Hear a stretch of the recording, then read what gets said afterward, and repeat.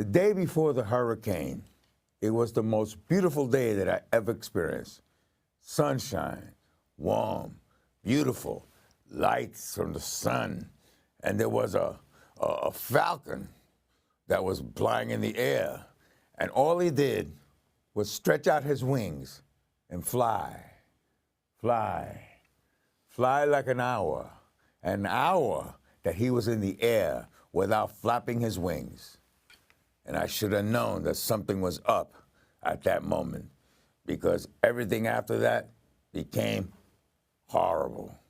When the hurricane arrived, it was raining and raining and raining and raining, and it kept on raining all day long. And then at 6 o'clock, I heard some people from the barrio yelling, "Get out, get out, get out!" And I immediately got up and got out. In fact, this is the only clothes that I have left from that horrible evening. And the aftermath was even more horrendous. But let me talk about the positive things first. The positive people that I met in the aftermath. There was Billy, who made sure that I was fed every day in Mayagüez. And he sold pinchos, which is like a shish kebab. And there was Chu Matos, the poet, who put me up at his house.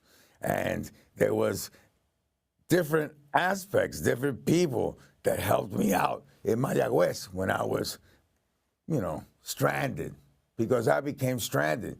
September 20th, the hurricane hit Maria, and later I became 60 years old. A week later, September 27th, my birthday, and I said to myself, what a way to spend the birthday.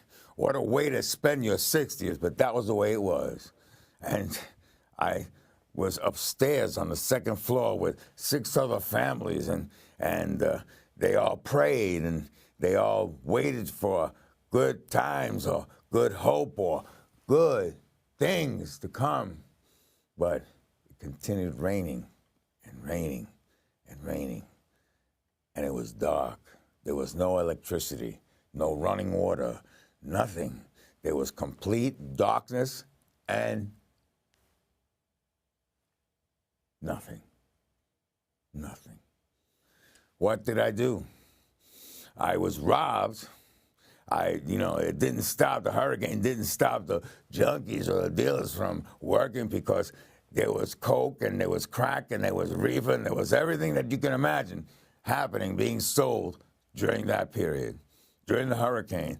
And it's a case of a matter of consequence that is in Puerto Rico, in Mayagüez. There's plenty of drugs, there's plenty of liquor, and there's plenty of nondescript things happening that are not good.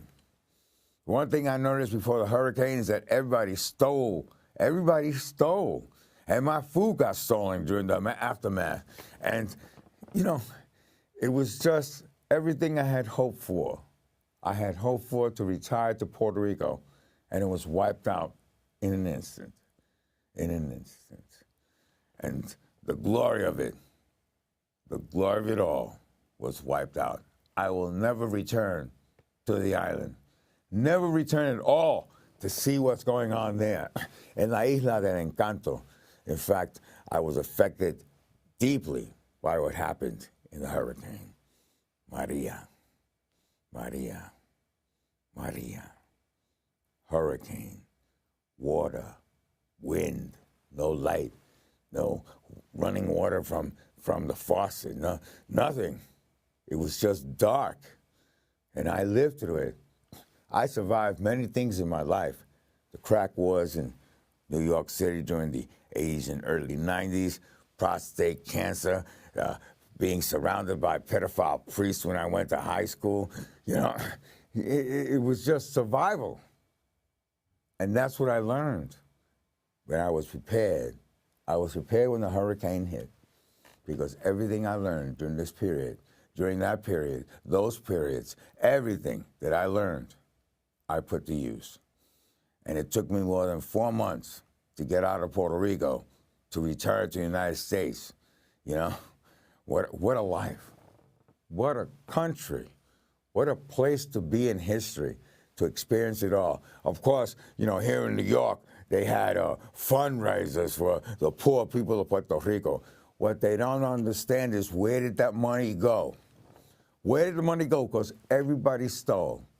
Everybody stole money. And I don't think any money that was raised here in New York got to Puerto Rico, you know, because they were stealing. I had money stolen from me. I got held up, and by a family member no less. And he held me up, and he tried to sodomize me, and it was just scary. I'm from New York, I'm from the Bronx, I'm not supposed to be scared, but I was scared at that moment because it happened that way. It happened that way, you know. This is supposed to be the best monologue I've ever done in my life, but it really is real life experience. It isn't a monologue that I sat down and wrote. It is a thing that I experienced and saw, and I'll never return to the island, never return to Puerto Rico, because they acted like savages. There's a reason why more than 30,000 people to date have left the island, because they saw what was coming. They already knew the island was in bad shape, and more than 30,000 people fled. And all that was left were the junkies, the dealers, the old people who couldn't get out, and crazy people. And where do you put me? Because I have the papers to prove that I'm crazy, but I had to act the way I did. And I came here, and I came to the United States after Governor Como went down to the island, and I approached him and said, I used to work for the state senate. What do I do, Governor? And he said, come back to New York, because that way people, we value Puerto Ricans. And I'm currently waiting. I'll have my new apartment by February. I'll have everything I need by February, and I appreciate that. I have gratitude. And now, all I can say is, what happened in Puerto Rico, I was witness. In the aftermath, I was witness. And all I can say to you is, keep safe. Keep safe as best you can, because these things can happen to you.